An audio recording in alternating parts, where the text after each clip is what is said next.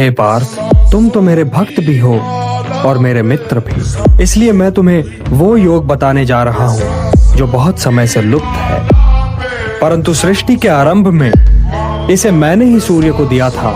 सूर्य को दिया था?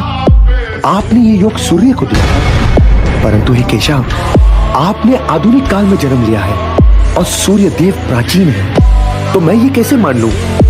हे परंतप, वैसे तो मैं अजन्मा हूँ, अविनाशी हूँ और समस्त प्राणियों का स्वामी हूँ, परंतु मैं अपनी प्रकृति को अधीन करके अपनी ही योग माया से प्रकट होता रहता हूँ। जब जब धर्म की हानि होती है तब तब मैं आता हूँ, जब जब अधर्म बढ़ता है तब तब मैं आता हूँ, धर्म की स्थापना के लिए मैं आता हूँ और युग युग में जन्म लेता हूँ। तो हे केशव, धर्म की हानि होती ही क्यों है? कि मनुष्य मोह के बंधन को नहीं तोड़ पाता, कि वो अपने स्वयं से नाता तोड़कर समाज से नाता नहीं जोड़ पाता। द्रौपदी वस्त्र हरण न हुआ होता। क्या द्रौपदी वस्त्र हरण पर मुझे क्रोध नहीं आना चाहिए था केशव?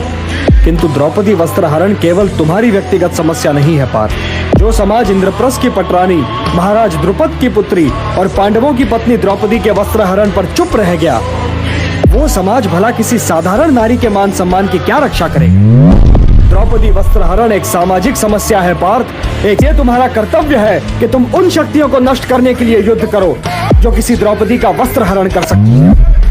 हे कुंती पुत्र, मुझ में मन लगाओ, सबसे बड़ा सत्य तो मैं ही हूँ।